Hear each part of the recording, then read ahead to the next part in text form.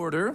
I call this meeting to order. This is the Standing Committee on Veterans Affairs. I'm Chris Palmer, the MLA for Kings West and the chair of this committee. Today we'll hear from a presenter regarding True Patriot Love, Veterans Virtual Hub, and Veteran Volunteerism. So at this point I'd like to ask everybody in the committee room to please put your phones on silent, and in the case of an emergency we'll use the Granville Street exit and walk up to Grand Parade. At this moment, I'd like to ask all of our committee members to introduce themselves, your name and your constituency, beginning with our Vice Chair, MLA Barkos.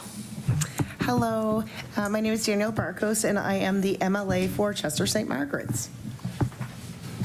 Good afternoon, Larry Harrison, MLA for Colchester Musquodoboit Valley. Hey there, Tom Taggart, MLA from Colchester North, and welcome. Thank you. Good afternoon and thank you. My name is Steve Craig. I'm the MLA for Sackville-Cobequid.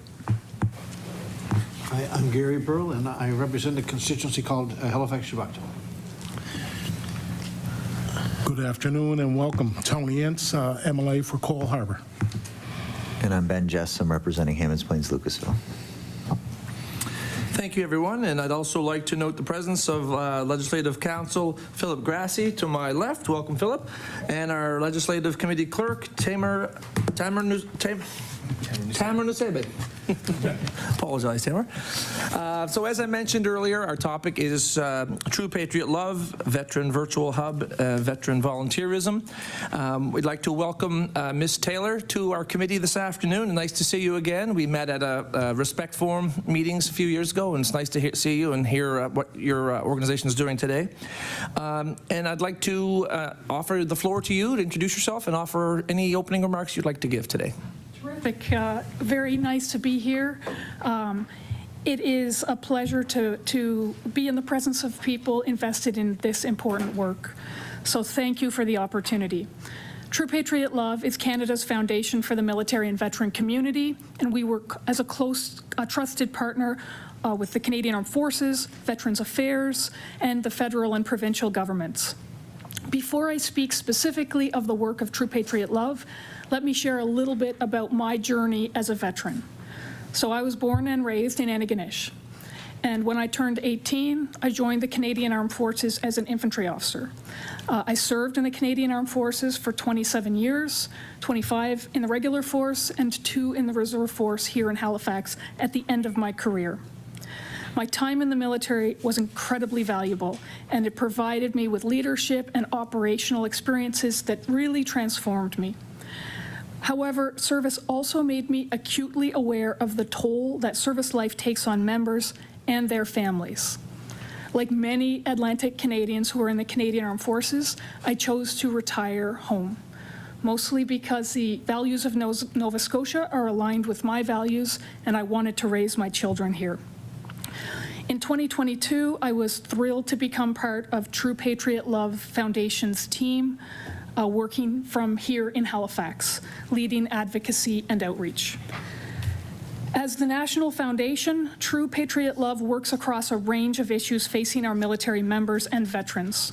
We support military families and children, especially as they navigate issues of multiple deployments and locations away from their home supports.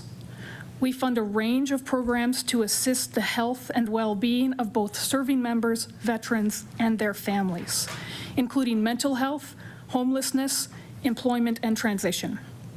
For those that are injured or become ill, we contribute to their recovery and rehabilitation through sport, adventure, and the arts. And we help transition back into local communities post-uniform, especially with programs focused on volunteerism, which we'll talk about today, and service opportunities to maintain a sense of purpose, which we believe is central to a good transition.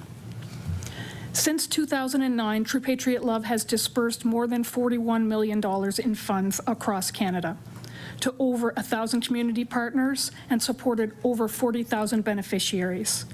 In Nova Scotia, over $1.5 million has been dispersed to organizations such as MFRCs, Vets Canada, that is Military Family Resource Centres, Vets Canada, Strongest Families Institute, Mood Disorders Canada, Outward Bound Canada for Veterans, and Petite Lanterne. We have several funding mechanisms that are noteworthy. I have enumerated them in my remarks. I won't review them here, but I'm very happy to take questions on them. Today's agenda includes a description of two initiatives, our Veteran Hub and the Veteran Volunteerism Initiative. I will provide an overview of both and introduce a third initiative that may interest the committee. So first, the Veteran Hub. This is a true Patriot Love initiative that was launched this September. It's a national online platform that helps connect veterans, serving members, and their families with resources in their area. Those resources include services, opportunities, and volunteering opportunities in their local communities.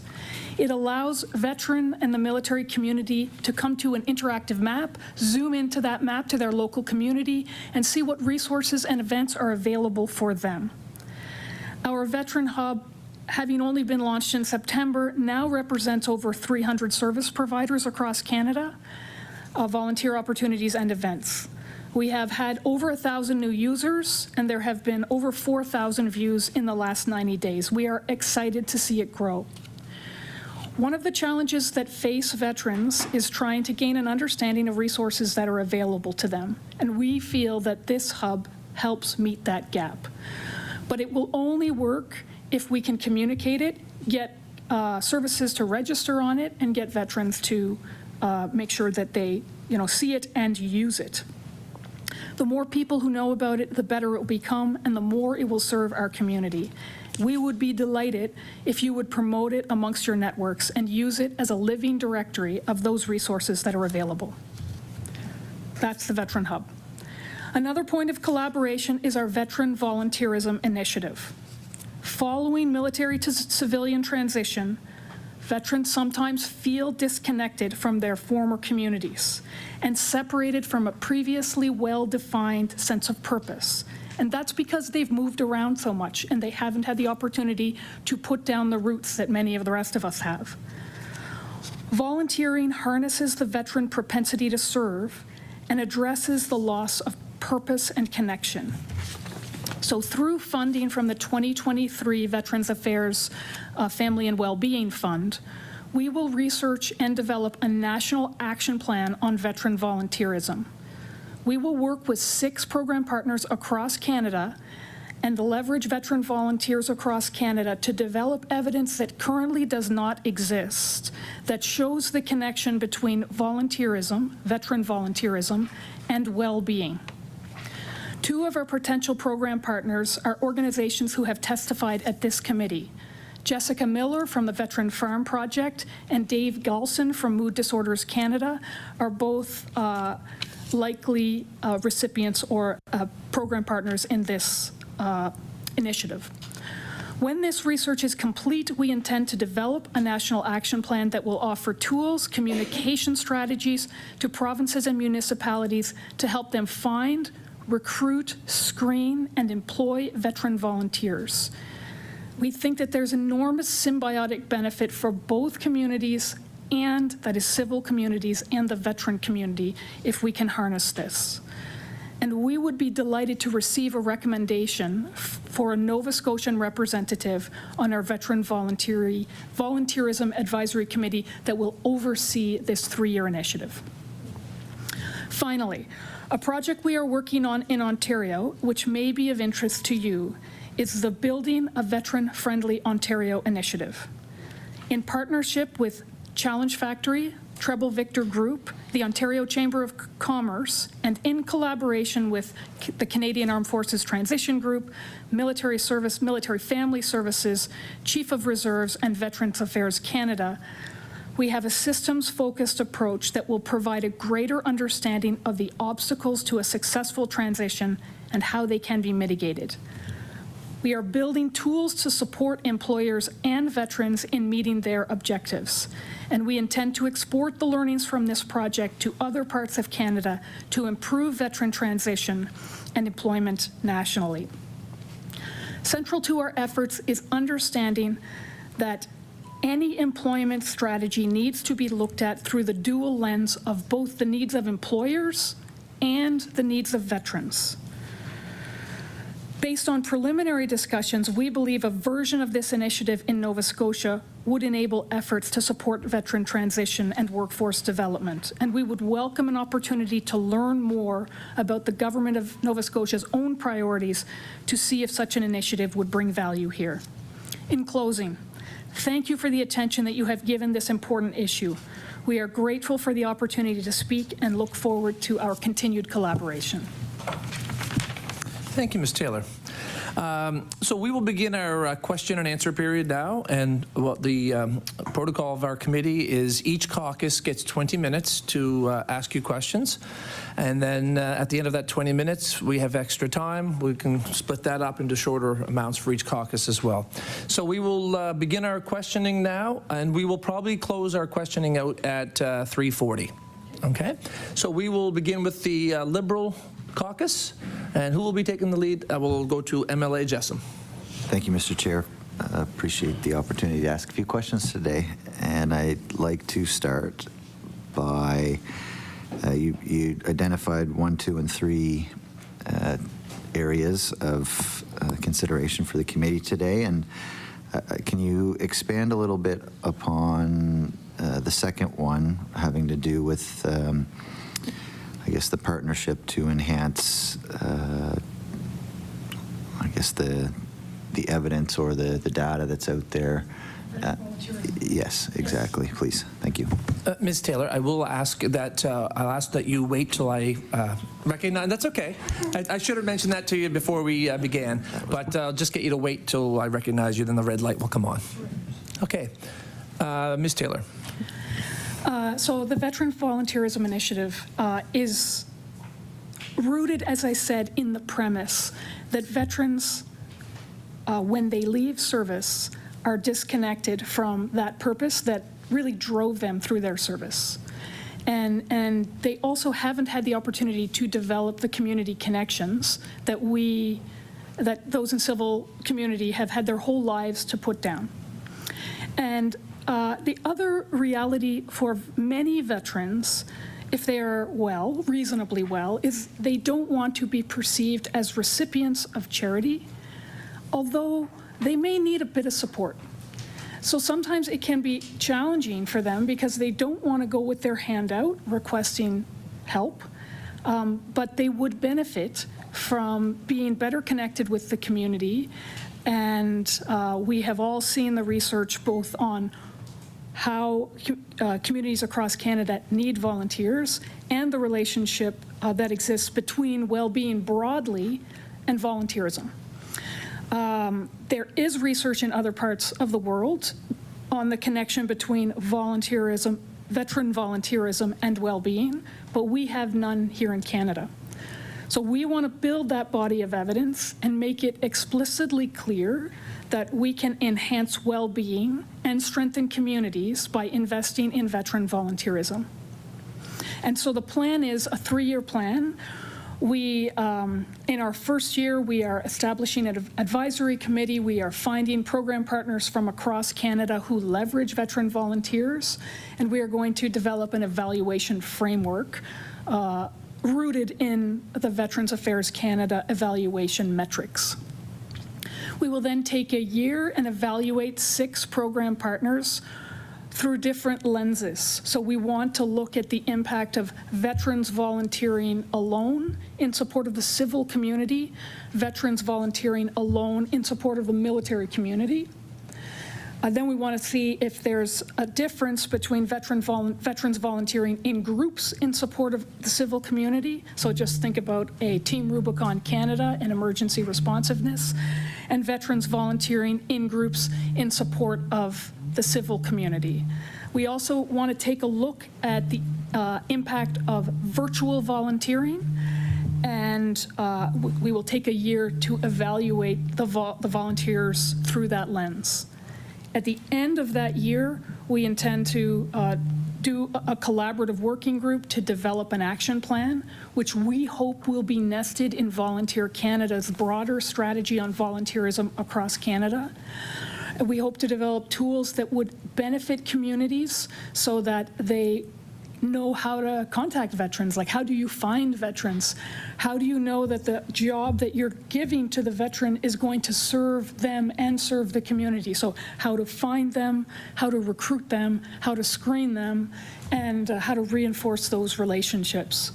So we really believe that this has the potential to not only enhance veteran well-being, which of course is central, but also to strengthen Canada, which veterans and serving members also deeply care about. MLA Jessam, thank you. Thank you. And for the record, I get to see very prevalently the impact that volunteerism had on a community that was destroyed in a wildfire this summer alongside folks at Team Rubicon, and just how I got to participate and interact with folks and actually get into some of the destroyed homes alongside some of these volunteers, and it was obvious just how present they were and how interested in serving the community that they were. Like, coming in from, we had folks from all across the country. Of course, there's partnership with Task Force Kiwi and from a little further away but it was a great example of how important that fundamental around those fundamentals around serving others and being able to kind of put them to use in such a constructive and valuable way can make a big difference, not only for the people that are working in those positions, but certainly for the community members and specifically the one that I represent. And it's interesting to hear that there really isn't any evidence or information that exists out there in Canada related to collecting this type of data and having it available to inform policy and even just to reassure probably members that this is the evidence that this can lend itself to a better state of mind, a more fulfilled retirement, whatever the case is for people that might be kind of not quite ready to make that move yet. But and oftentimes if they know they have a friend, somebody working in a similar capacity, volunteer capacity, then it makes it a little easier. But for people that maybe their connection with their friends and former service members might not be, there as much. So having people to reassure them that there's a benefit there for them. In terms of you referenced establishing a number of, a list of partners throughout the nation, I guess. Do you plan to do it more broadly on a national scope, or is it something that you can lean on, like this committee as a for example, to help, identify different organizations? Like, we have a number of, I sat on the committee for 10 years. There's a number of organizations that we see come through here is a list of the organizations that we see beneficial to you in terms of creating that initial ask database. Through the chair, please. Ms. Taylor. Yes. So our program partners for this project have not quite been selected, but we are very much down to the final selection. Here in Nova Scotia, we hope to partner with Veteran Farm Project. So that is the partner that we would like to partner with here in Nova Scotia. And we are trying to represent Canada broadly to get a real understanding of both the challenges regionally, but also so that we can push the data through those organizations into the various provinces.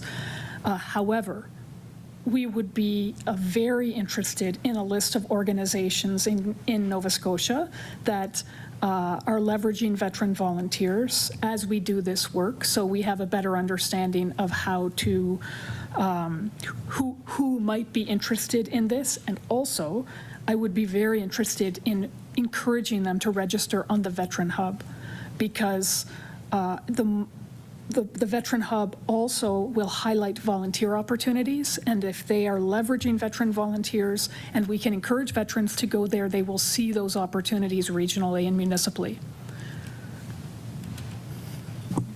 Thank you. MLA Ince? Thank you, Mr. Chair.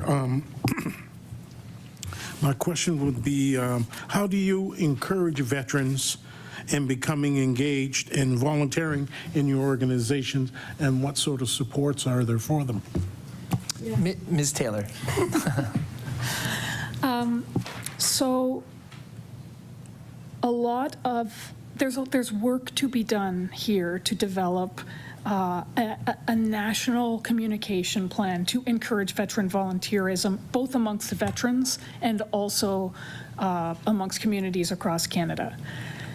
So I think the reason that we don't have a lot of data is because often people just intuitively think that, well, of course, it of course makes sense that volunteerism would help somebody connect with their community.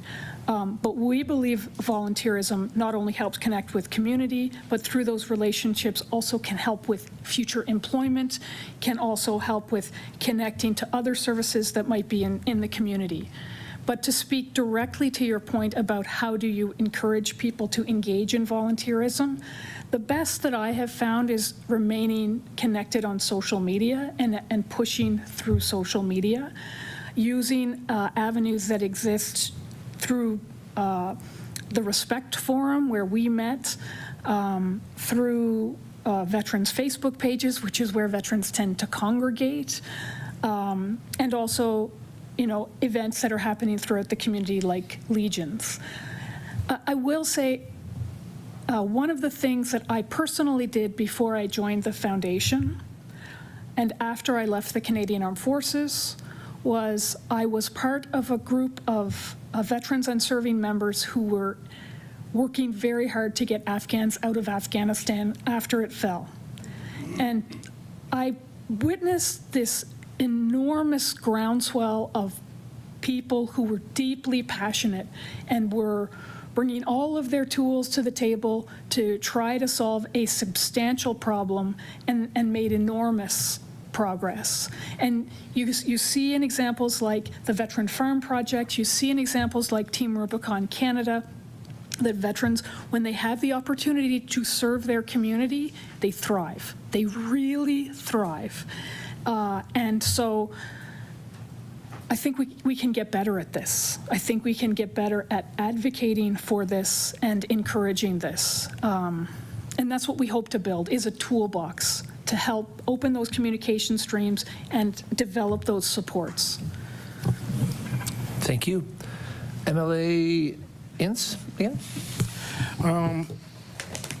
Can you touch on how you folks are funded, and what federal, provincial, and third-party donations do you receive? Yes. Ms. Taylor? You'll get this eventually. I know, it could take a little while. So we receive funding from Veterans Affairs Canada. We have received funding from the provincial government of Ontario. We receive private donations, and we have relationships with foundations across Canada through fundraising.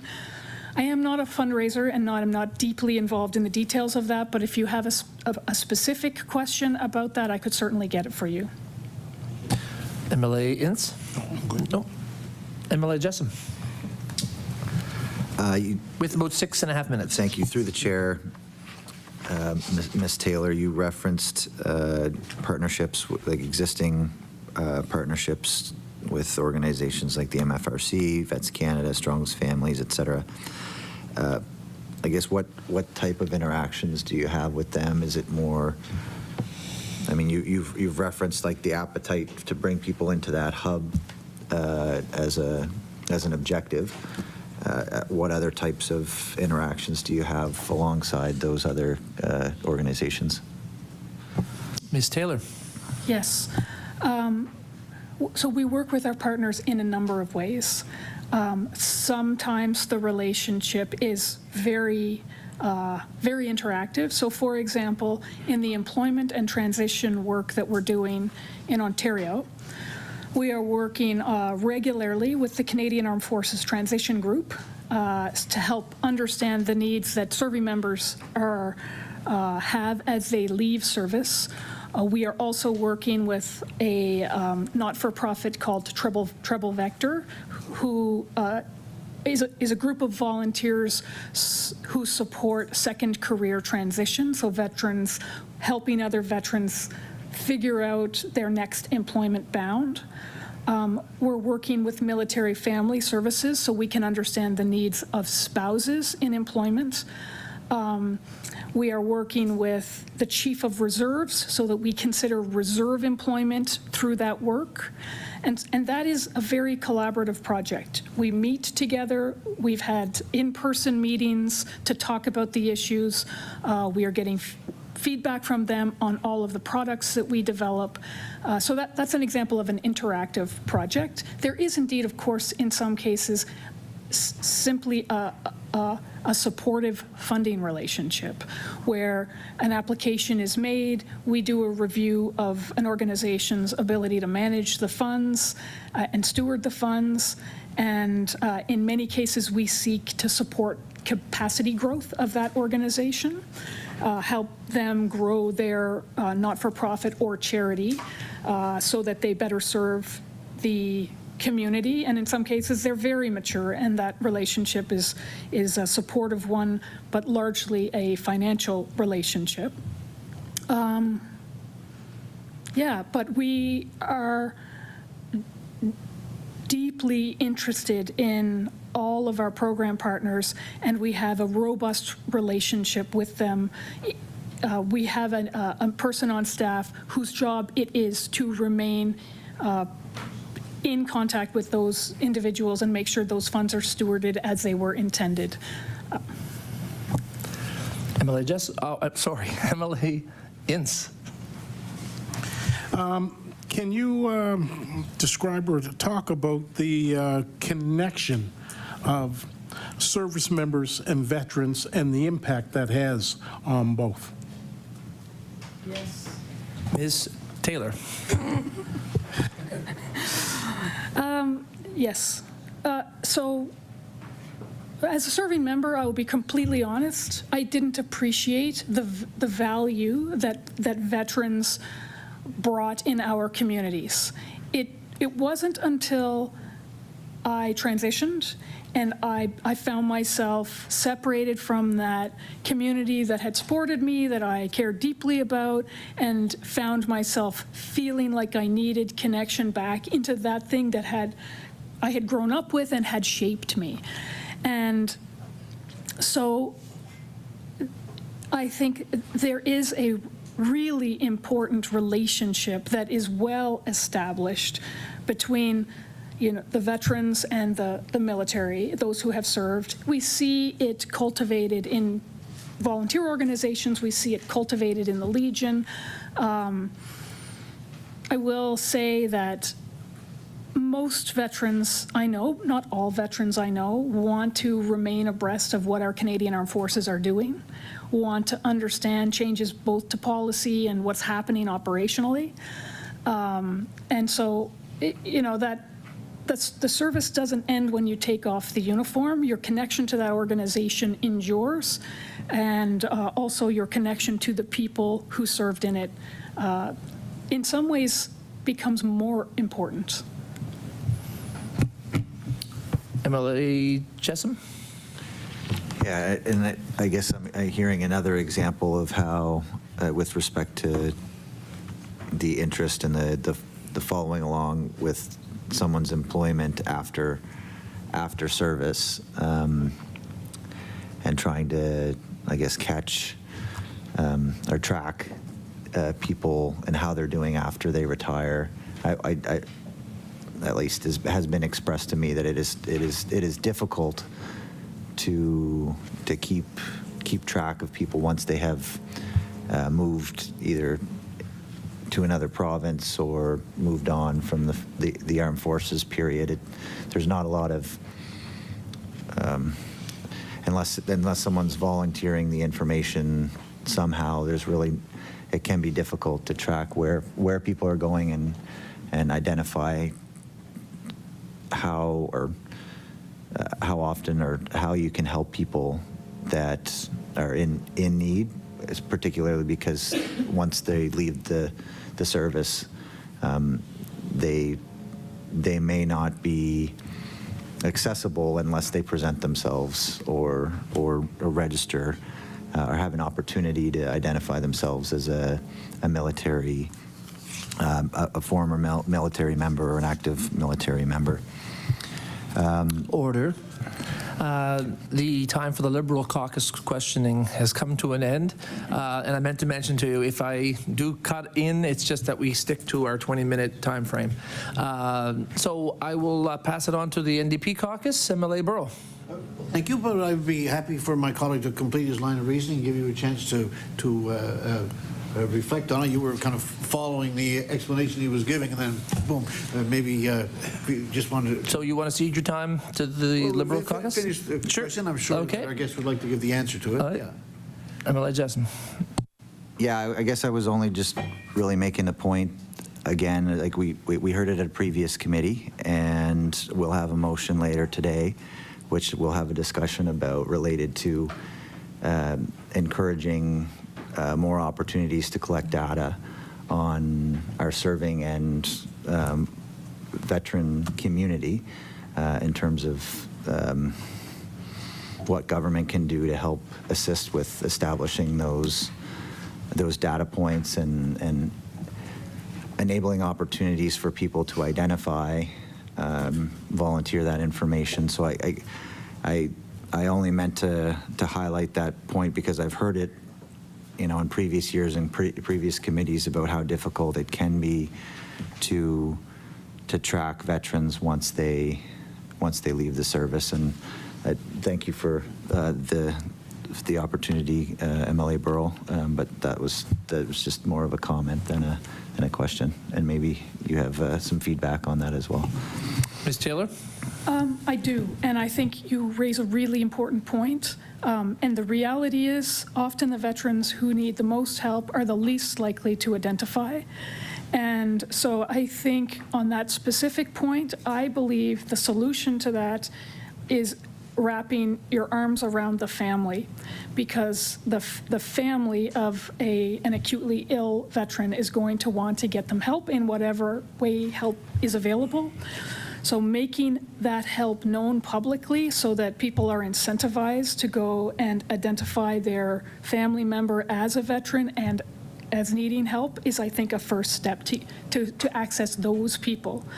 Another point that I would like to make is the reality exists that sometimes there are biases held about veterans that may prevent them from wanting to disclose their veteran status, especially in employment environments.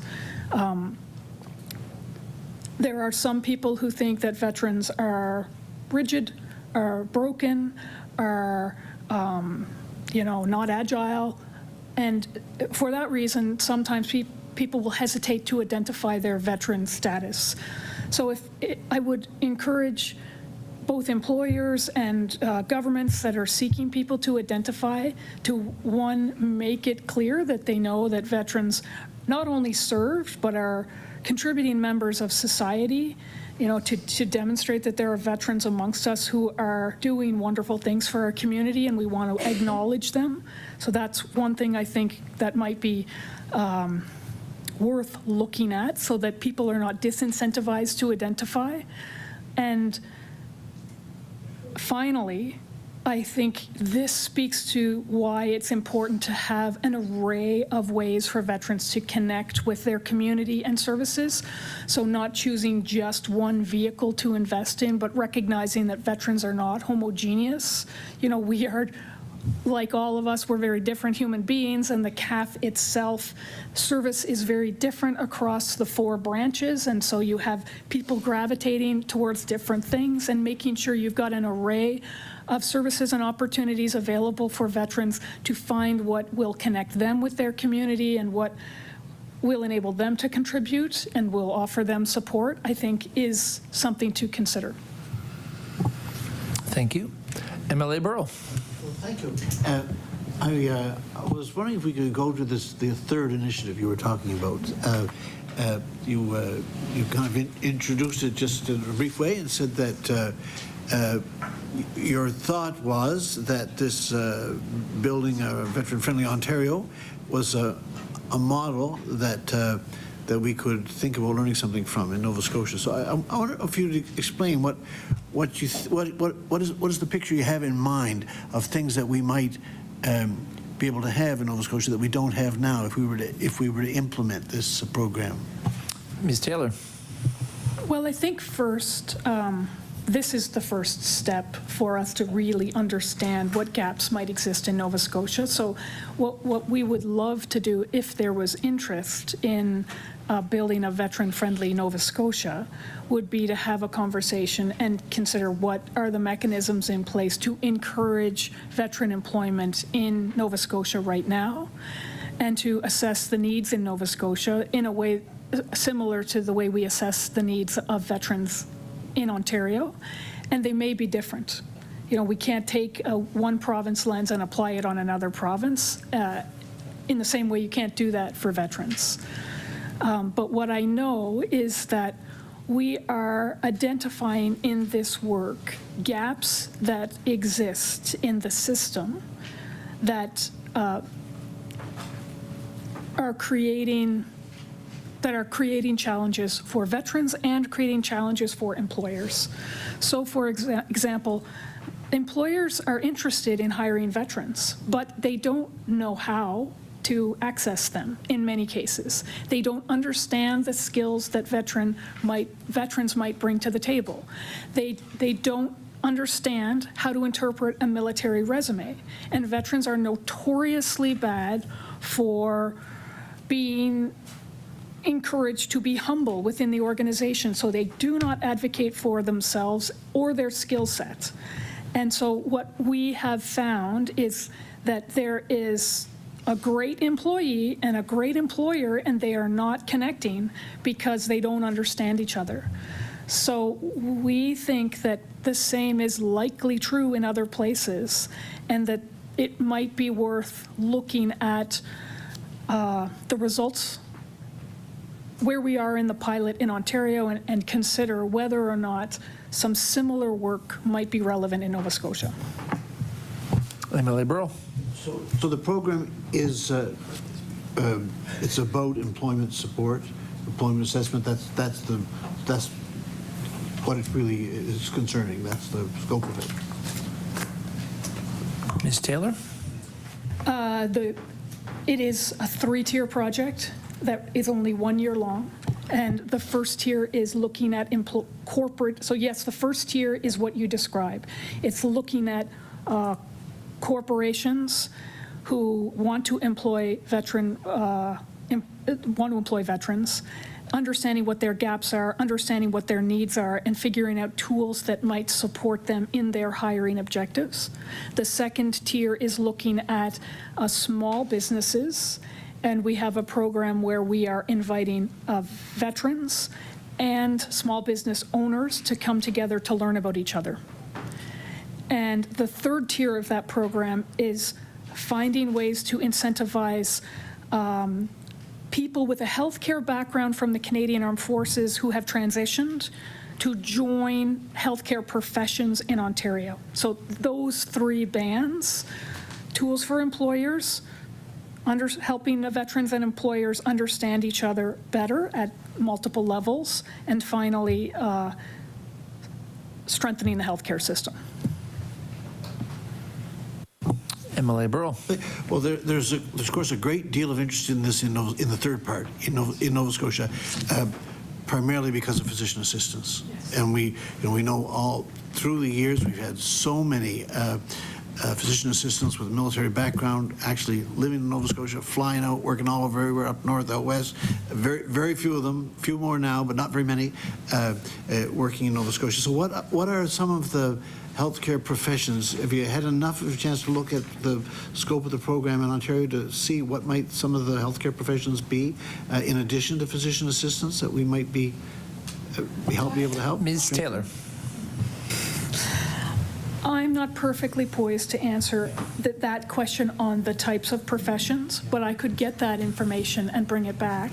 I will say that, as you know, people who come from the Maritimes like to come back to the Maritimes, and so physician's assistants from here would like to stay here, and I certainly know that is attractive for the Nova Scotia healthcare system, but I don't have the details on the exact professions. Thank you, Ms. Taylor. And I would like to ask if you do have any follow-up information you'd like to provide, if you could send it to the clerk, and then the clerk can disseminate it to our committee members. MLA Burrow. Thinking about the program, then the second section you've talked about, the small business part, do you have any sense of what form that might take, how veterans and what shape it's taking in Ontario, what shape it might take here? Yes. Yeah, great. Ms. Taylor. Yes, so the program we currently are embarking on is being executed by a consultant partner who has done a lot of work in the veteran space. Their name is Challenge Factory. And they have developed a program that it gathers veterans. It helps them understand the skills that they bring to the table. It helps them understand the challenges that small businesses face.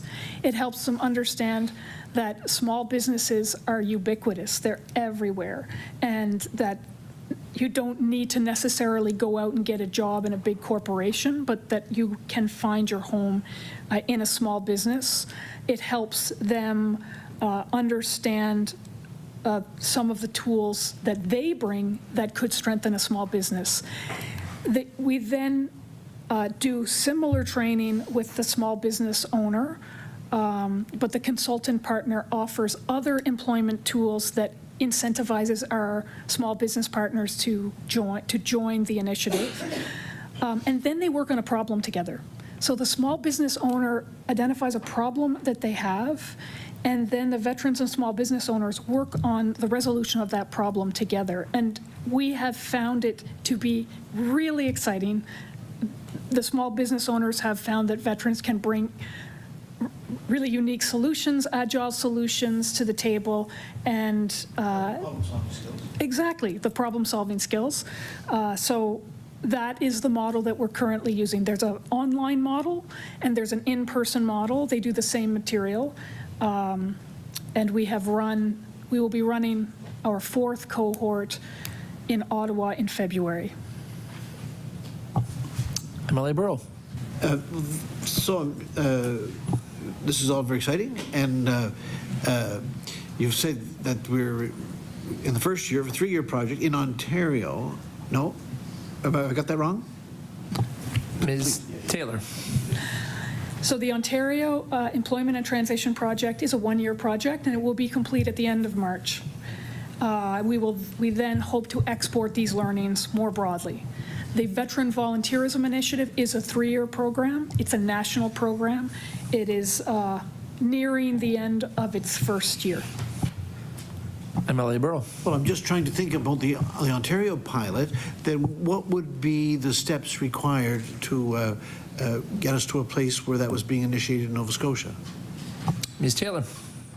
Well, I think it would be, one, identifying if there was interest in having this discussion. I would bring our Chief Executive Officer, Nick Booth, to the table and discuss how it is we might bring something like this, and what are the needs that Nova Scotia has, how might we adjust this program so it meets those needs, and then we would write a proposal if there was interest in that to move forward.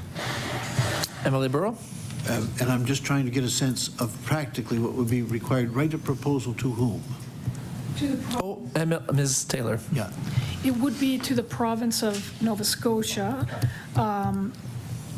It is the Labour and Employment Ministry in Ontario that is spearheading this. So a similar alignment might be, yep. MLA Burrow. Well, thank you for explaining about that. It sounds like it has a lot of potential. I wanted to go back to when you were speaking about the general purpose and mission of True Patriot Love. You were talking about helping families and veterans deal with, you said something like issues arising from multiple deployments and families moving, lots of fractured experience. Do you think that the forces as a whole have come to a place of a better understanding in recent years about the negative impact of multiple deployments on families? Is this, I mean, we've seen so much evidence over so many years. Do you have a sense that that the forces are registering this in a deeper way than was true a few years ago? Ms. Taylor. I am not the right person to answer that question. I'm glad that's not me. No. Okay. I understand. Apologize. And I have... I called you an MLA. Ms. Taylor.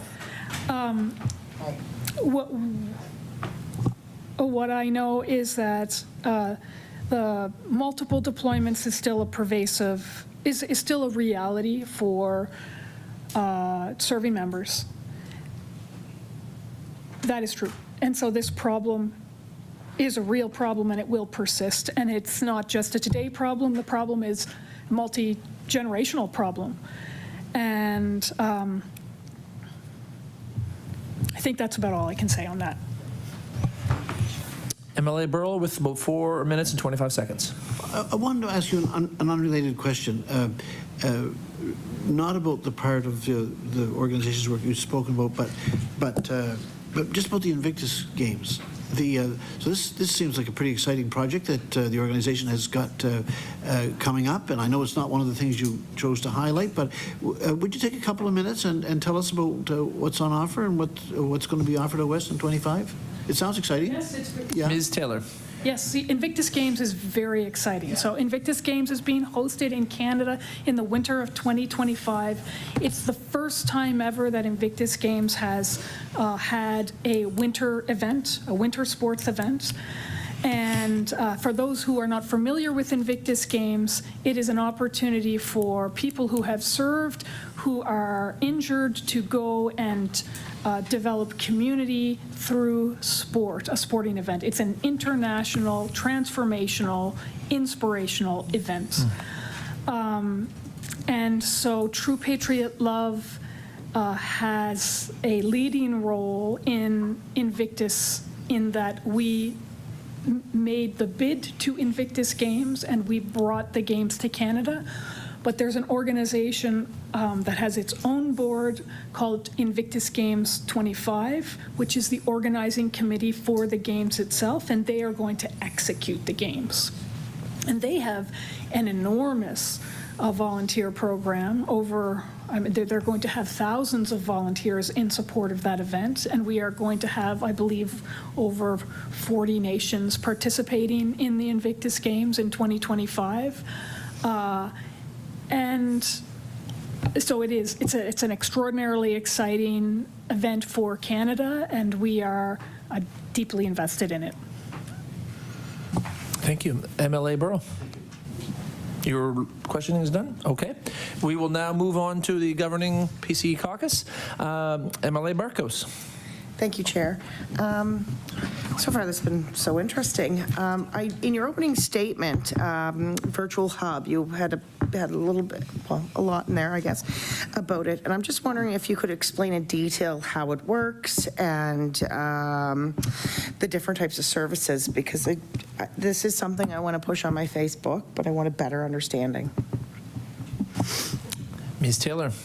Yes, so the Veteran Hub is built on a forward-facing platform, so there's no access information that you need to get at it. And we did that deliberately because we didn't want anyone to have to give anything or be disincentivized to come to the hub. We want everybody to come to the hub.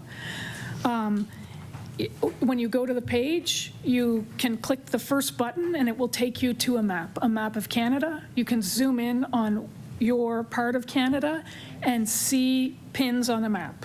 Right now, the pins on the map are all the same color, but in our next version of the build, we're going to grow it into a phase 2.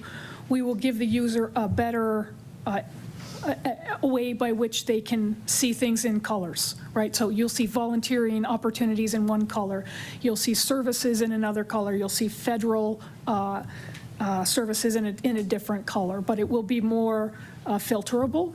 But right now, what you see is a series of pins. You can click on those pins, and it takes you to the link of that organization, and you can explore that organization.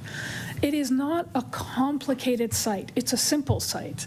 Organizations can self-register, and we then just click approve. But if somebody is serving the veteran community, the veteran, the military, or the family community, we encourage them to register.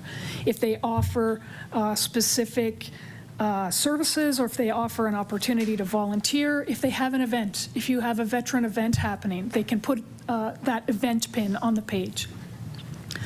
And you can search by keyword, or you can search through the map.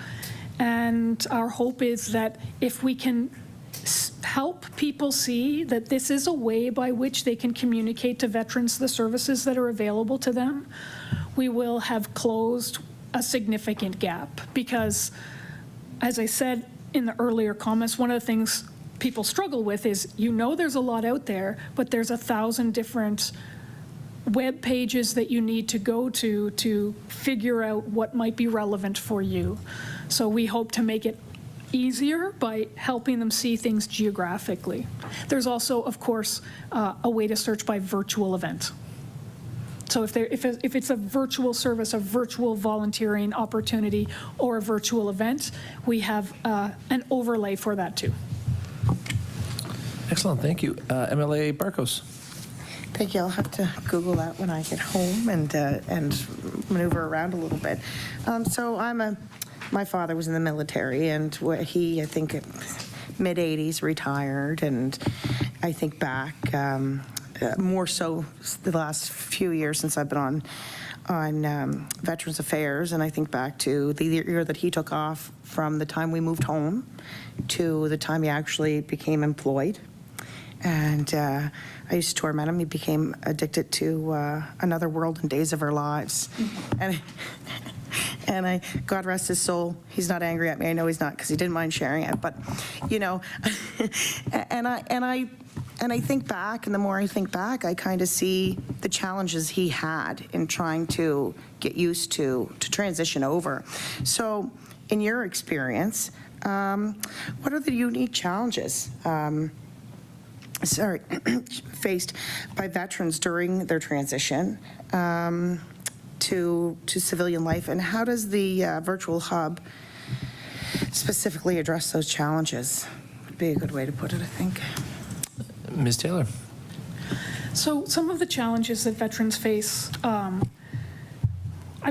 you can group them in different categories because there's different types of veterans. There are veterans who had to leave their time in uniform because of an illness or injury. And those people have a set of needs that need to be addressed. So they leave a healthcare system that was there for them, was accessible, was far less burdened than the public healthcare system. They move into the public healthcare system. They take all of their records in paper form to a doctor who doesn't want a paper document, and in some cases, they have very complex healthcare needs, and that transition is really, really challenging.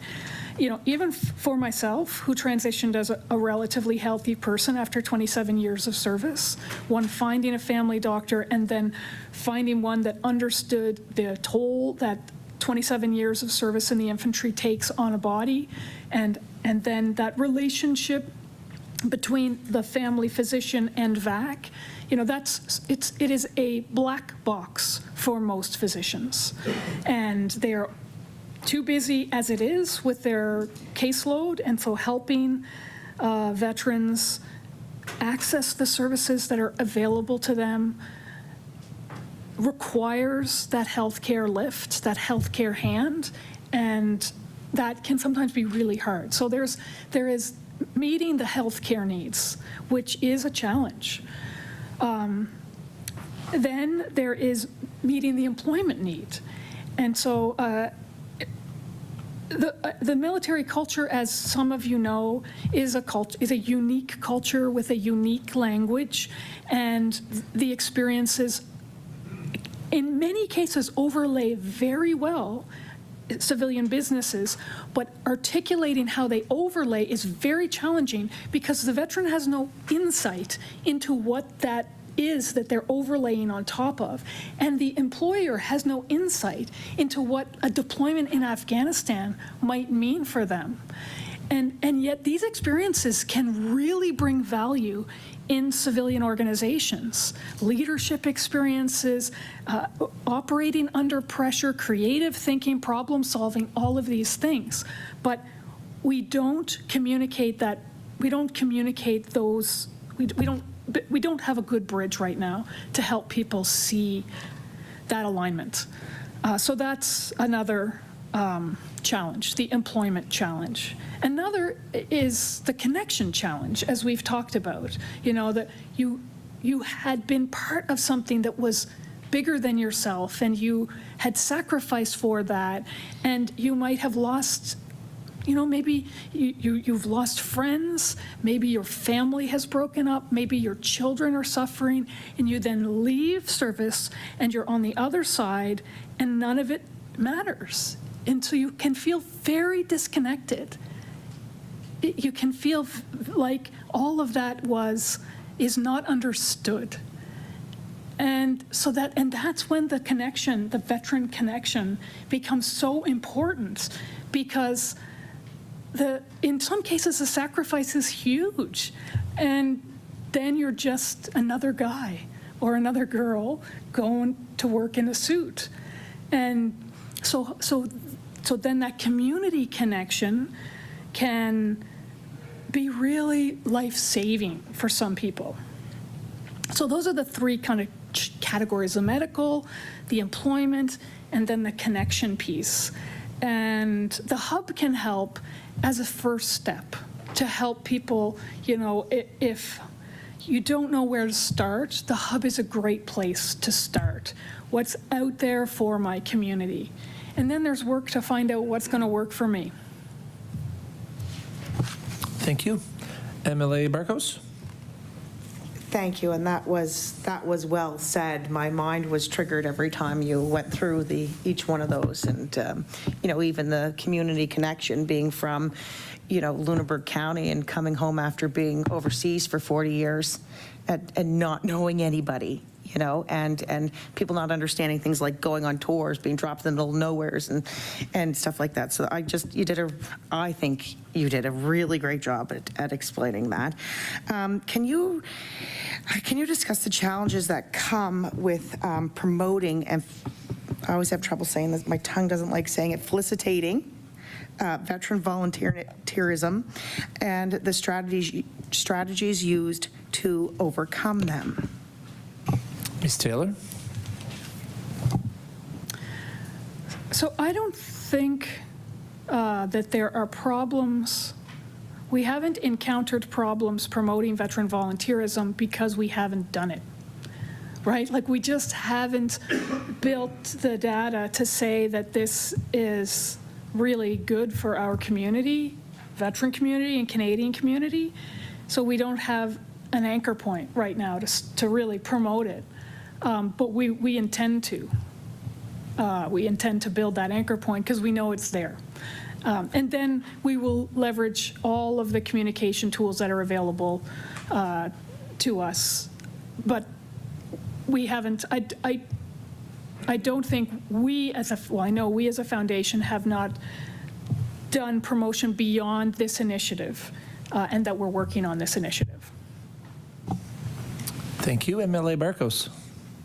So you have brought up so many different things here today between the line of questioning from everyone that I'm wondering if you could talk about the key focus areas of the foundation, explain what, why you prioritize them, prioritize these areas. I have a tied tongue today. Ms. Taylor. Well, I think because that's where we see the greatest need. I think we see the greatest need in employment. We see the greatest need in establishing purpose. And we also have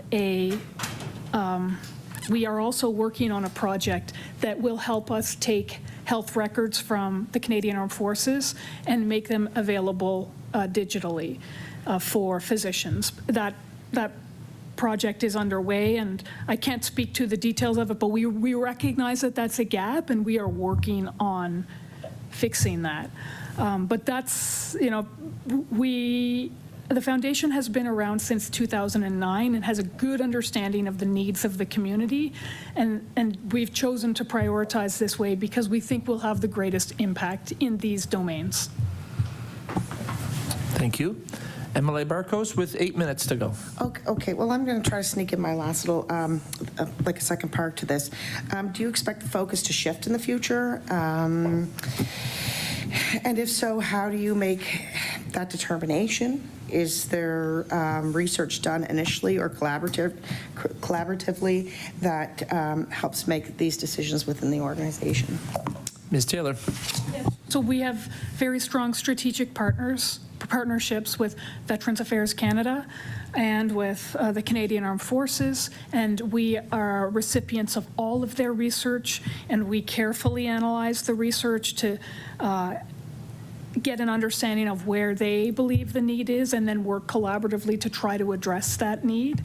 So indeed, things in the future will shift as needs become more imminent in certain areas, and we will seek to address those needs. But yes, we are connected not only with research from Veterans Affairs Canada, but we are a very proud funder of CIMVR, the Canadian Institute for Military and Veteran Health Research. And that is it's a platform that both funds and then communicates research in that field nationally and internationally. And I had the privilege to attend the last two forums, and there is a lot of really exciting research that's happening both in Canada and internationally that's relevant to the work that we do. Thank you. MLA Barkos. I'm going to pass the time to Tom Taggart, or MLA Taggart. MLA sorry. Taggart. Thank you, Chair. And Ms. Taylor, before I start, typically we've got 3 or 4 witnesses here and people get a break. Would you care to have a little, are you talked out for a little, I just want to, are you okay, or do you want to take a break? Okay, thank you. You're doing a great job. So somebody spoke, I think MLA Barkos spoke about mind triggering things. And I just have to say before I go to my questions that this has been a great conversation. A couple of things that I kind of want to comment on, I guess. One was like, it's disappointing to me that sometimes veterans don't feel like contributing members of society. I'm fortunate in a way. I come from a very small community, but there's a tremendous amount of mostly Navy veterans there and soon-to-be Navy veterans. And I just want to make sure I get it on the record. They are absolutely contributing factors. Now, they've been in the community for a long time, but they're a huge part of our community. And I think that certainly, just comments, but I believe that certainly also coming out of the Navy, oftentimes they have skills that they've been trained for. I believe that a wise military person takes advantage of those and builds those skills to come out, so they are a truly valuable part of our community. I think employers notice that more and more. I am shocked that the military still does not have digital medical records. Like, you know, we've gone through that in my community where our doctors left and they didn't have digital records, and the challenge that we face, I know what the military folks face, they still don't have digital records. Ms. Taylor. They have digital records that are not transferable to the provincial healthcare system. So they need to be printed before you go, or burned on a CD. And we know how many people have CD readers now. Yeah, well, that's... MLA Taggart. Thank you. So that's so MLA Burrell asked some awesome questions there. In particular, the question about trained medical people in the military. And so I'm wondering if there's been any, because I know that not too long ago, a lot of their training wasn't accepted within like the pretty closed house, some of the different, medical professions, doctors, nurses, whatever. And so recently we've opened that up a little bit. So, from other countries and other, take a test and all that kind of stuff. Do you know if any of those improvements have been made available to the paramedics? I'm not sure. I'm sure whatever the medical term was for folks that were pretty highly trained. Like my friend said that as long as he was talking to a doctor, he had the, he could amputate a leg as long as he had a doctor on the other. So have we moved any on that? Because I think that and the digital records are a place where we could really make some hay there. What's the answer to that? Ms. Taylor with about 3 minutes. Well, as I unfortunately said, I don't have the detail about which of those professions are transferable, but I 100% see that finding a way to take every possible resource from the Canadian Armed Forces and put it into the provincial healthcare system is something we would want to do. So I commit to getting more on that and sending it to the committee. MLA Taggart. I'll probably inquire on that too, because I think it's, so anyway, because things have changed, like more, so I'll go to my questions, sorry. What future plans does True Patriot Love Foundation have for expanding or enhancing its grants and programs to better support the evolving needs of military veterans? Ms. Taylor. So as I mentioned, and as you may see in the remarks, we have granting mechanisms that range from focusing on the specific needs of women serving members and veterans, and then a community program that focuses on things like camps for children, employment and transition, those veteran organizations that support communities. We have the Bell True Patriot Love Fund, which really focuses on mental health. We have only recently stood up a creative arts fund because we recognize the benefits of the creative arts in its support to well-being. And so those are the vehicles that we use to fund the needs, and we think that those vehicles kind of fund the entirety of the needs that are affected, that are in the veteran and family communities. So we think we have set up the vehicle to make a difference in all of those domains. Of course, we are an organization that sometimes is limited by funds, so we always seek funding where we think we can make a difference, both privately and also through federal and provincial mechanisms, but that, of course, can be a limiter. MLA Taggart with 25 seconds. Oh, golly. Well, take a breath, okay? I'll save my time over. Yep. We'll move back to our second round of questioning to the Liberal caucus. Each caucus from here will get 10 minutes each. MLA Jessam. Thank you. Through the chair, in your opening remarks, you referenced since 2009. Does that mean the organization has been around since 2009? Yes. Ms. Taylor? Yes. MLA Jessup? Thank you. Thank you for clarifying that. I'm wondering, I mean, you spoke about a number of the initiatives that are presently ongoing, and I'm wondering if you could comment a little bit on some of the wins or past projects that the organization has been involved with, and give us a sense of some of the things that you've worked on previously that have demonstrated to be, or have proven to be useful for military vets or the organization. Please and thank you. Ms. Taylor? Thank you. So one of the things that I didn't speak about was the work that True Patriot Love does through sport. So one of the vehicles that we use to enable veteran and military member well-being is through our expeditions. And we have, since 2012, done some life-changing expeditions to parts of the world where we take veterans who are ill or injured, and we pair them with community leaders, and we send them to on an adventure to the North Pole or the Himalayas or Antarctica or Petawawa River.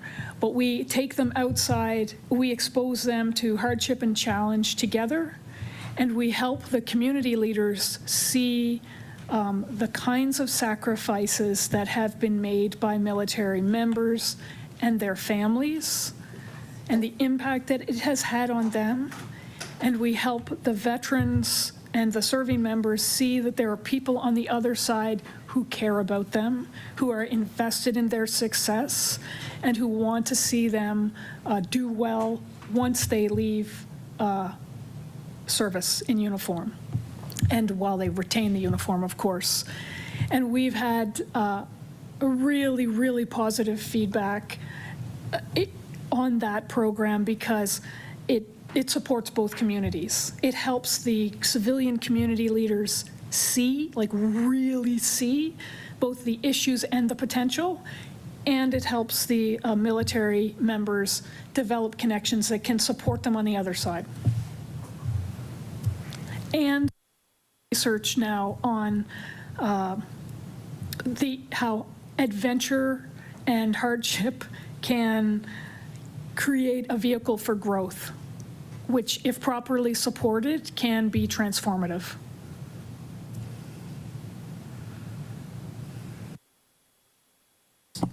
MLA Jessup? Thank you for that response, and through the chair, I shift back to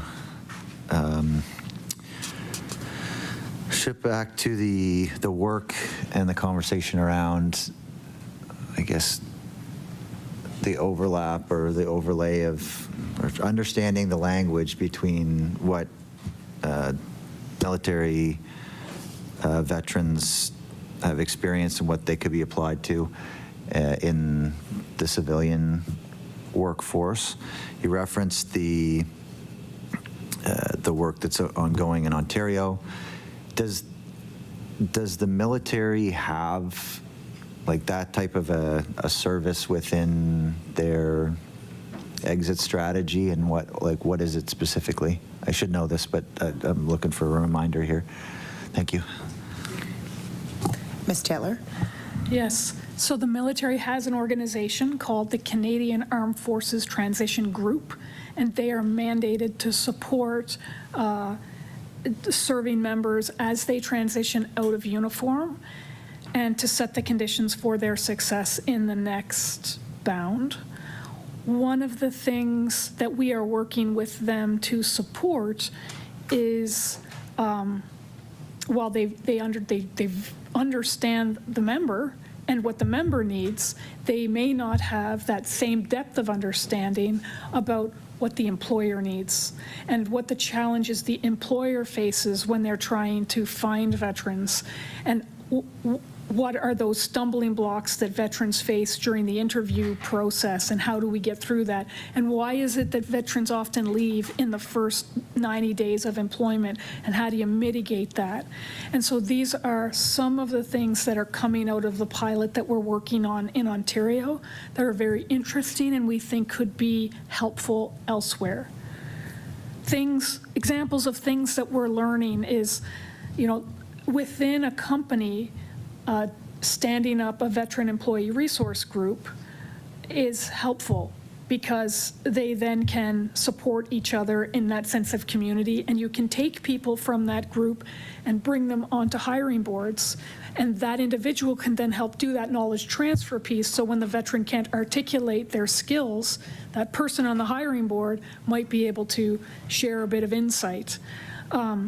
Also, knowing the ways by which we can recruit into that community, it can be perceived as a bit of a spider's web, when you're trying to get reserve community, a regular force community, family community, veterans, transitioning members. That's a lot of different organizations that you need to have a way to connect with. And what we hope to try to do is encourage that spiderweb to come together into something that's closer to a pipe. And the Canadian Armed Forces Transition Group is indeed working on this too. MLA Jessom? Thank you.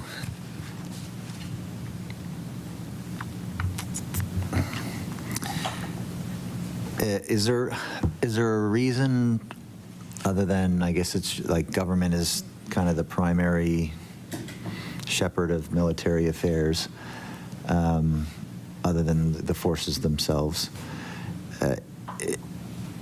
Has your organization ever considered partnerships with recruitment agencies, or I'll say that they kind of seems more corporate than perhaps would, I don't know whether they would fit the need, the mold, the situation, but I'm just curious has your organization had conversations with or explored partnerships with recruitment agencies beyond labor skills and immigration in Nova Scotia, for example? Ms. Taylor? One of the things that we want to be clear about is that we don't want to get into the business of hiring veterans. We want to share the knowledge that will enable organizations across Canada to hire veterans. So one of the things that we have done, to answer your question directly, yes, we have explored to some extent these organizations. In our early research, we found some organizations that focus on veteran hiring. They specialize in veteran hiring. Often they have veterans on staff and they know how to find them. And one of the tools that we've brought to the table for our Ontario project is a virtual collaborative space where we bring the employers and the enablers from the Canadian Armed Forces Transition Group, Veterans Affairs Canada, Military Family Services, and some of these veteran hiring specialists that we've come across so they can collaborate together. We want to create the connections, not necessarily engage the hiring companies. MLA Inns? Thank you. I'm interested in hearing you explain a little bit more about the Veteran Volunteerism Advisory Council. And is that a national council? Ms. Taylor? Yes, that's a national council. We hope to get a representative from every province that is producing one of the program partners. And so we would be delighted to find somebody from Nova Scotia who would sit on that council, who would help us as we develop our evaluation framework for our program partners, and who would help us as we consider the strategy that we will develop in year 3. And then ultimately have that individual leverage their network to make sure we're getting the tools provincially into the right hands. Thank you. MLA, well, there's 10 seconds left. We'll move on to the NDP Caucus, MLA Burrow. You're a very clear explainer. Thank you. I wanted to go back to an explanation you were giving to MLA Taggart earlier. You were saying about moving into the area of creative arts funds. This is kind of a new thing. Are you talking here about the workers Soldier On? And I wonder if you could speak about the relationship of True Patriot Love to Soldier On. Ms. Taylor? So Soldier On is the relationship with Soldier On is responsible to train and manage Team Canada. So Soldier On is largely funded by the Canadian Armed Forces and CFMWS. So they have a relationship to the Canadian Armed Forces Transition Group and the Canadian Forces Morale and Welfare System. And True Patriot Love is also a funder of Soldier On. Soldier On generates teams for sporting events across the world, but specifically for Team Canada for Invictus Games. And we're a proud partner of Soldier On. MLA Burrow. And in Soldier On, is the creative arts component part of that as well? Ms. Taylor? No. No. So I think Soldier On might do some work with creative arts, but that's separate from our military creative arts initiative, where we have actively gone out to find program partners who are delivering creative arts activities for veterans to support well-being. And and our creative arts initiative is not medically therapeutic. It supports well-being, but we recognize that relationship between well-being and creative arts and are invested and committed to continuing to fund those activities. MLA Burrow. So if I understand, then the True Patriot Love is actually directly developing creative arts therapy-related programming. Ms. Taylor? To be clear about that, we are leveraging pre-existing program partners who are already delivering this, and we're funding them, or we're encouraging them to further develop, but that's a funding relationship. MLA Burrow? Well, would you like to speak at all to the way that creative arts therapy-related programming fits in with the overall mission for veterans of True Patriot Love and the whole program? Yeah. Ms. Taylor? Yes. So our overall mission is to support veterans, serving members, and their families through every stage of their journey. And there has been a lot of research on the beneficial relationship between engagement in creative arts and well-being. And so, and also our allies in the Five Eyes nations have also invested in this. And so we have actively, we too had a 3-year program, a creative arts program, where we went out to try to find what is out there in Canada, what creative arts programs are being offered. We also did an evaluation of those programs to try to get an understanding of the impact of that kind of activity on well-being. And that will inform our funding moving forward so that we have the best impact. MLA Burrow. These are the things I wanted to ask. Thank you, Mr. Chair. Okay. We'll move over to the PC Caucus. MLA Harrison, I believe you will begin this round. Okay. Thank you, Mr. Chair. Individual outcomes. I want to tell the story. A number of years ago, I knew a chaplain in the armed services, and I asked him how he was doing. Well, I soon found out. He did some counseling, of course, with folks with PTSD. The stories were such that he actually absorbed those stories within himself, and he couldn't function anymore in that job. That was a a bad outcome for an individual, no question. I'm just wondering if you could share any personal outcomes from the programs that True Patriot Love has. Ms. Taylor. So first, I'll speak to that point that you raise about caring for the caregiver, and it is something that we are acutely aware of, that this exposure to the trauma that somebody is sharing can have an impact on the caregiver, and that over time, and sometimes not even over time, can have a significant impact on their health.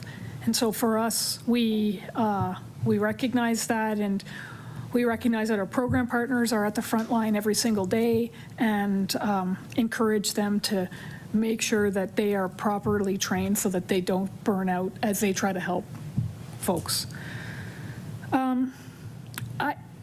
I think I speak all the time to people who have found True Patriot Love's activities, specifically the expeditions, because that's where we interact with people directly. So our expeditions are warrior sailing, where, you know, we get feedback that this has saved somebody's life. You know, that if this had not happened, they were going down a path to suicide, that this connected them with the resources in their communities that allowed them and their families to get the help that they needed. And it turned a corner. It helped them to turn a corner and move their life in the right direction. And the programs that we fund also have those experiences every single day, where you've got an individual who's really going down a path to a very a very terrible outcome, and they get moved into the right path. But beyond that, I for privacy reasons, I can't reveal the details. MLA Harrison. I really do appreciate that, your comments on that. Could you tell a little bit more about the actual mental health programs that True Patriot Love is involved with? Sure. Mrs. Taylor. Yes. So there's an array. There are hundreds of programs that we are funding across Canada. I can share one that I participated in myself as a veteran. True Patriot Love has a funding relationship with Wounded Warriors Canada. I put my kids in the Warrior Kids program, which is a program that supports children who have a parent with an operational stress injury. And it was a wonderful program. It was a program that allowed kids to connect with other kids who have similar experiences. It normalized it. It gave them language to talk about issues that may be facing their family. It gave them tools to deal with the challenges that their family may face, ways to address things. And I can say that was a great program for our family. And there are hundreds of these kinds of programs that exist that are being funded by True Patriot Love. MLA Harrison. Thank you. Thank you. And continue on with the work you're doing, please. And I'm going to hand it over now to Emily Craig. MLA Craig. Well, thank you, Mr. Chair. And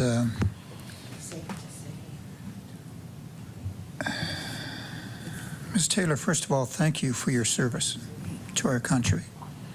As a young adult, signing up, Afghanistan, Kosovo, Bosnia, the experiences and leadership that you have obtained over your 27 years, I believe it is, in service to our country, your family engagement, your leadership, your training. You are the personification of a true community engagement professional and an advocate for True Patriot Love Foundation in such a professional and competent way. I cannot find the words to express other than my gratitude for you being here today. It's a pleasure to meet you, and it's a pleasure to be in your company.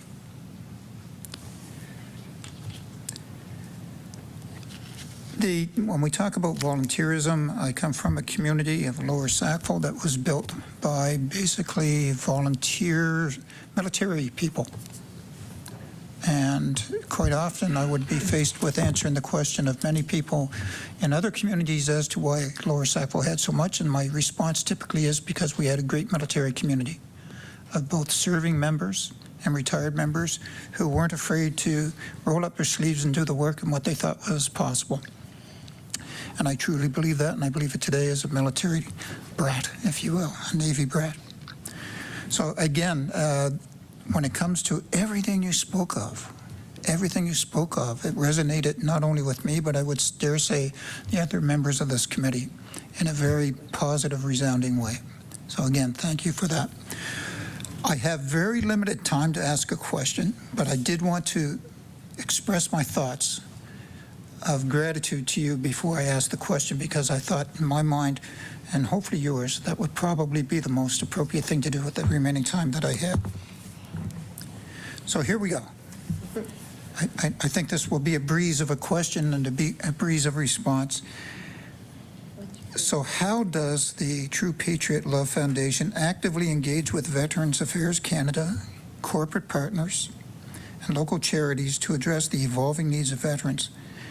Do you share data? Do you have regular meetings? What's the research? And you've touched on all of that today. How about addressing some of the key challenges and also perhaps one or two of the key successes you've had in the work that you and the foundation have done since 2009 and you since 2022? Thank you, Mr. Chair. Ms. Taylor, you have just over 2 minutes. Okay. Thank you. True Patriot Love invests in our strategic partnerships. We are very grateful for our strategic partnerships. So we have a very strong board that is connected to the community. We also, for every major initiative, we stand up an advisory board. So for example, we have the advisory board for the Veteran Volunteerism Initiative. We hope to bring a representative from Volunteer Canada to make sure we have that kind of expertise, and then appropriate representation from federal and provincial experts who can guide us. We also have regular meetings both at the strategic level and at the operational level with Veterans Affairs and with the Canadian Armed Forces to make sure we're connected both with the need as they see it and the research that exists. We always share research and we share the outcomes of our projects. So you would see any of the major projects we would, share with those program partners who were involved with us, and also make public. Our work with Ontario will be made public. And so we're very conscientious about that. In addition, for our disbursements, we have a disbursement advisory committee separate from the board, and we have representation from the Canadian Armed Forces on that committee, and we have representation from military family, we have representation from the veteran community, so we make sure that our beneficiaries' voice is loud and clear in the disbursement oversight committee. I guess I'll speak quickly about one of my accomplishments. I've been with the foundation only since 2022, but I started to volunteer with the foundation in 2018. So I was part of the Nicola Goddard Leadership Series, and I had the opportunity to speak as part of those leadership panels. But since I've come to the foundation, I got my hands dirty in building the Veteran Hub. So I actually worked with a series of developers. We built the hub with accessibility in mind. We now have the hub up and running, and we want to grow that hub. So for me personally, seeing that from vision to execution was really a great accomplishment for me personally, and I think the foundation as well. Thank you very much, Ms. Taylor. That concludes our question and answer period here this afternoon, and we'd like to give you an opportunity to provide some closing statements. You've been a font of information, fantastic information today, and we'd like to give you an opportunity to share any closing statements or thoughts you may have. Simply thank you so much for having me here today. It has been a true pleasure. I am always inspired by the interest in veteran issues, and the questions were insightful. I am very happy to know that Nova Scotia as a province has this level of engagement, and I really look forward to our future collaboration. Thank you. Thank you, Ms. Taylor. And again, on behalf of our committee, thank you for what you're doing with True Patriot Love. Thank you for your service. And we will take about a 4-minute recess just to attend to some committee business. After that, we'll allow you time to leave. But thank you again for coming today. We stand in recess.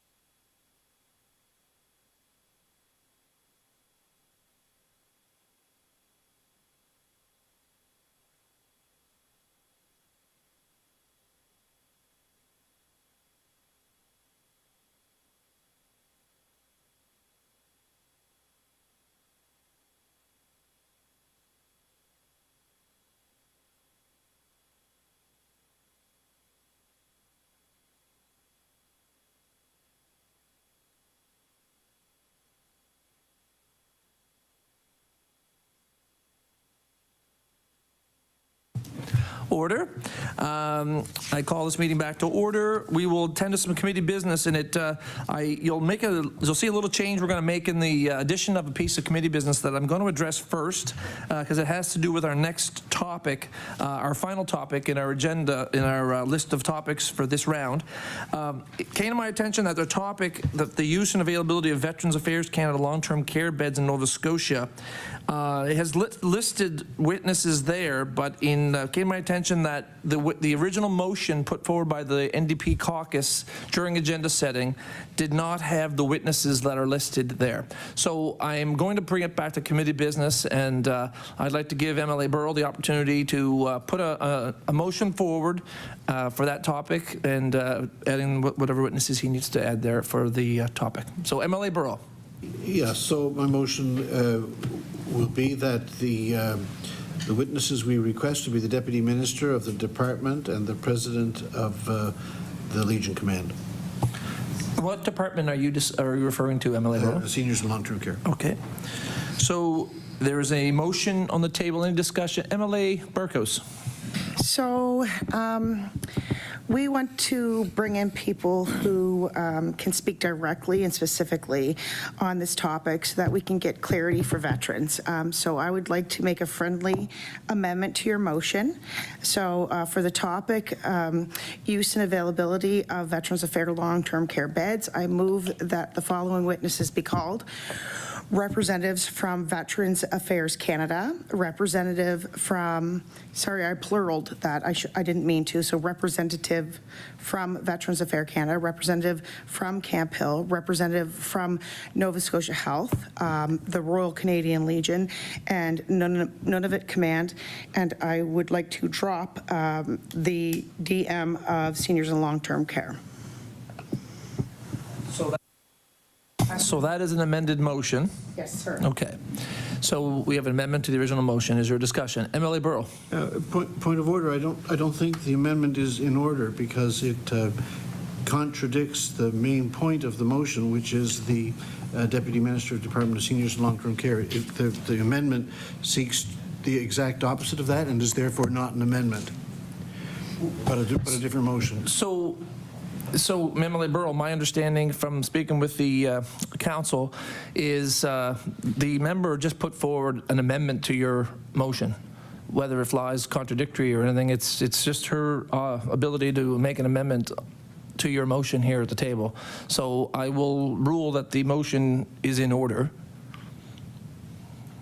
You mean the amendment? The amendment is in order.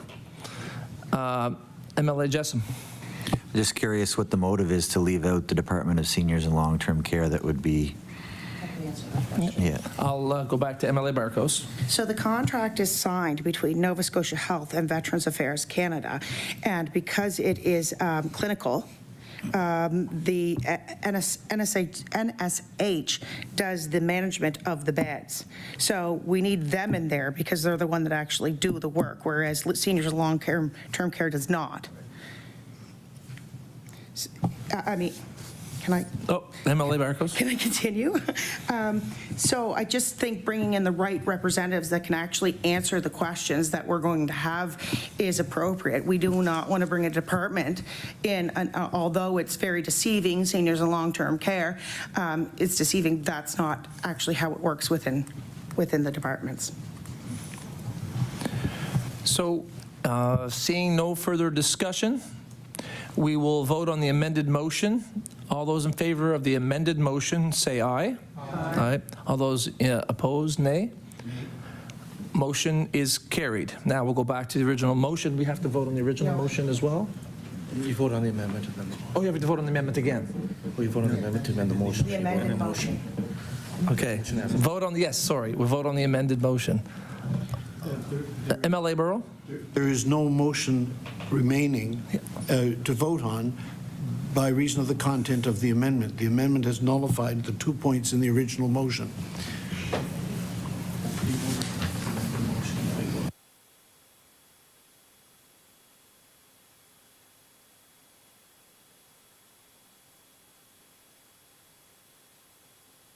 Yes. So now we will vote on the motion as amended. Thank you for the clarification. So all those in favor of the motion as amended, say aye. Aye. All those opposed, nay. Nay. Motion is carried.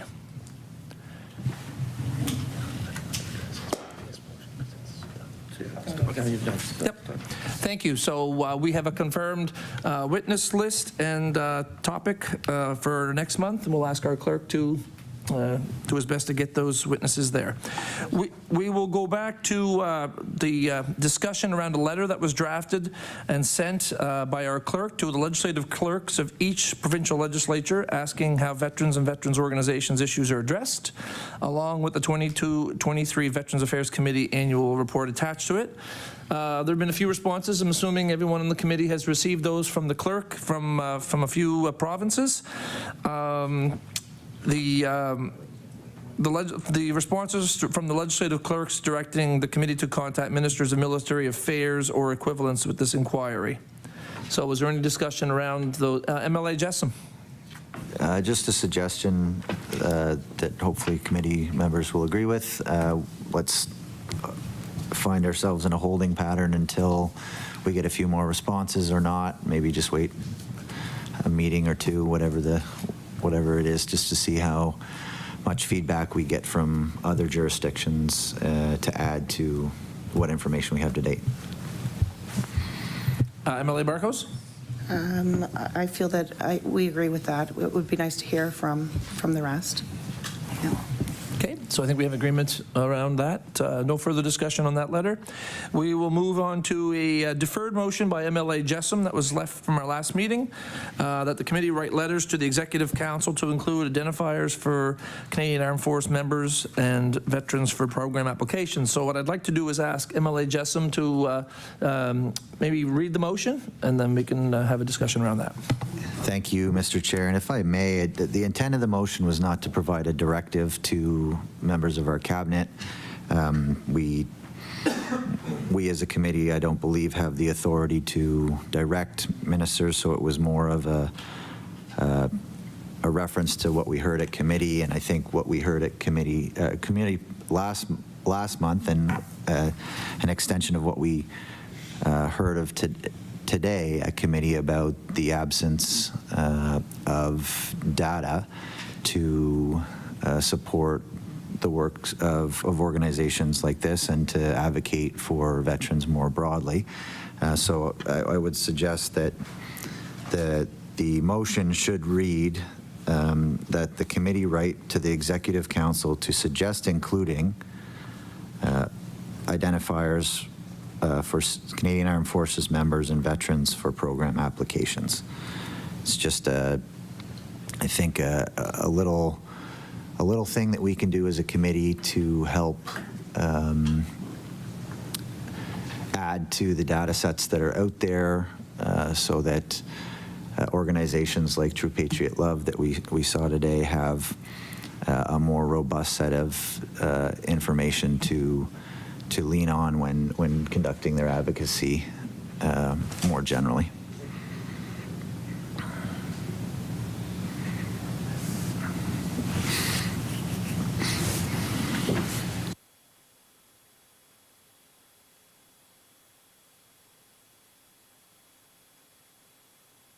Okay, so technically, I believe that you made an amendment to your own motion because it's different from the original motion. So I've been informed that it's an amendment to your motion. So we have a new motion, amended motion on the table. Any discussion? MLA Taggart. Thanks, Chair, and through you to the member opposite. So I'm searching for the benefit of this identifier. What will, if we somehow tag, so what's the outcome of being tagged or identified as Canadian Forces or veterans? What's the rationale or the outcome? MLA Jessam. In a similar fashion to the, for example, we have lacking information about, I'll use healthcare as the example, health information specific to African people that identify as African Nova Scotians.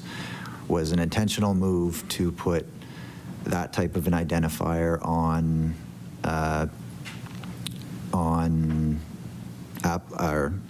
applications to try to increase the amount of information that we have specific to that portion of our population in the interest of improving health outcomes. So in a similar regard, we've heard on 2 back-to-back meetings the separate groups of witnesses testify to the fact that there's lacking information about veterans. We have groups that are trying to be intentional outside of government about acquiring more data to support the work that they're doing to advocate on behalf of veterans. And I feel like I'm certain that the fact that we have the ear of the government and different departments, if they set up their programs or their applications in such a way with a checkbox that would, identify someone could choose to identify as a serving Canadian Forces member or a veteran, that it would improve upon the available data sets that are out there for the purposes of how do we create better outcomes to serve this part of our population.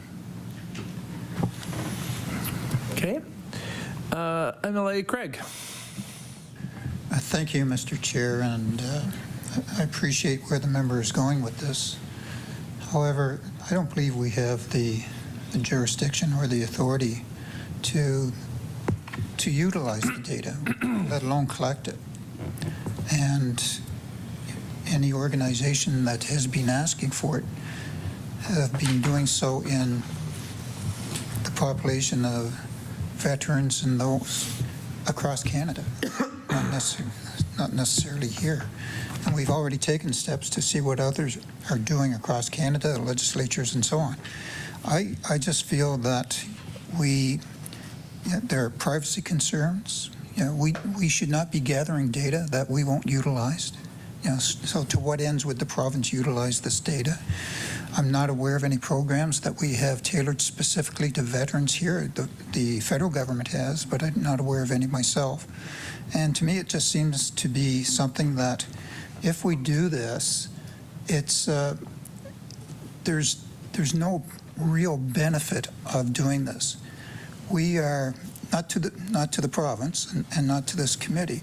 Yes, we are aware that certain groups, a lot of groups, in fact, and the veterans, by virtue of the fact that we have a Veteran Affairs Committee, we realize the importance of our veterans and the things that we're doing here, which no other province is doing, is very important.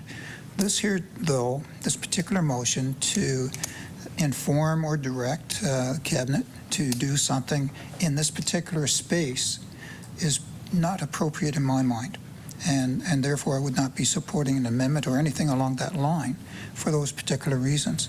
Is it important that our veterans and organizations who are trying to gather data get data to make informed decisions? Absolutely. I do not believe, though, at this particular point, that it is this group here that would initiate that, and anybody on the receiving end of that would ask the same question. Okay, like, to what end? Right? We have privacy legislation around, so we should not be collecting data that we aren't going to utilize. And also, when it comes to hearing directly from the community, the military community, have we heard anything directly from the military community? And by those, I would mean those serving organizations, like the area officers in charge of the Atlantic region, or that they need this particular data to be able to better serve the members as well. So just briefly, Mr. Chair, those are the reasons why I would not support this motion nor anything along that line, amendment or not. Thank you. Okay, thank you. So we will address the amended motion that MLA Jessam has on the table. Unless the member would like to withdraw. Well, okay, MLA Jessam, you want to speak to that? Yeah, I guess with respect to collecting data that you're not going to use, I would think that it would become useful in terms of advocating to the needs of that particular part of the population. That would be, we otherwise wouldn't have it.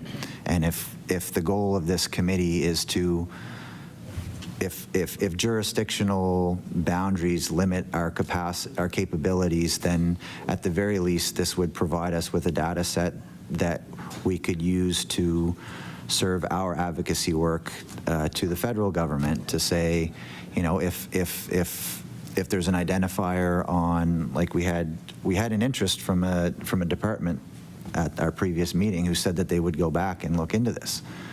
So, I mean, I feel like this is a bit nauseating having to explain why this is valuable. I think we've all sat around this table and acknowledged that we can and should, through this committee, support our veterans, and it's rich that we can't get agreement on something as basic and simple and nonpartisan as this. It's something that we've clearly heard subsequent witnesses ask for in terms of we need better data about veterans. We need better, and we have the tools as government if we decide to show a little bit of leadership on this and simply state to ministers, this is what we heard from subsequent witnesses who are lacking, who have limited resources.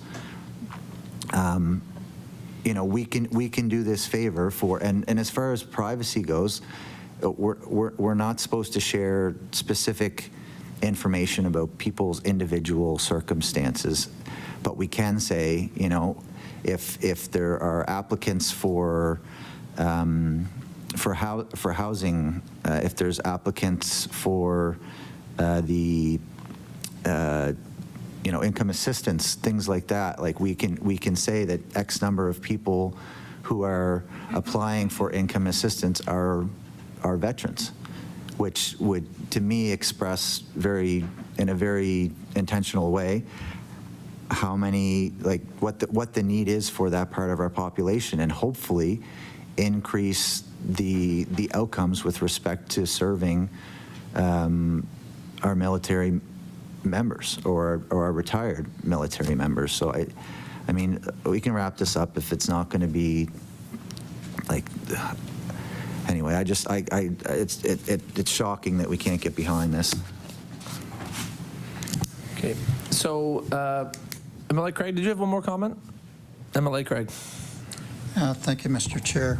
And I appreciate that the member feels nauseated and has been at this for 10 years, 2 of which have been under this administration, the previous 8 under another administration. This committee greatly cares about veterans. There's no doubt about that in everything we do. What we're talking about is the appropriate, who has the authority and the responsibility to provide for our veterans in a more direct way. That is extremely important, and I don't want to water it down or continue it. But I would suggest that every member on this committee has veterans in their heart in everything we do. And I'll leave it at that, and I'm ready to call for the vote. Thank you. Okay, we will address the amended motion that MLA Jessam put forward. All those in favor of the amended motion say aye. Aye. All those opposed, nay. Nay. The amended motion is defeated. So now we will go back to the original motion, right? So you voted. Yep. So now we'll go back to the original motion on the table from MLA Jessam. All those in favor of that motion say aye. Aye. All those opposed, nay. Nay. Motion is defeated. Is there any other committee business? MLA Taggart. Good order, Mr. Chair. I'm sure I won't get through it, but I want to get it on the record here. So last meeting, the member from Havens Plains, Lucasville, said, I hope this committee will make good on their commitment to take on a reinvigorated, updated mandate to enhance the work that we do as a provincial government. And I just want to clarify that this committee did not make any such commitment. And so it's my view that in the context that it was spoken, it was with respect to current serving Canadian Armed Forces members. We've had that discussion. Order. Vote. The time for our meeting has come to an end. So again, our topic for our next meeting is the use and availability of Veterans Affairs Canada long-term care beds in Nova Scotia. Our witnesses will be from representatives from the Department of Nova Scotia, Veterans Affairs Canada, Camp Hill, Nova Scotia Health, the Nova Scotia Legion, Nunavut Command. Thank you. And at that, we have an adjournment. We stand adjourned.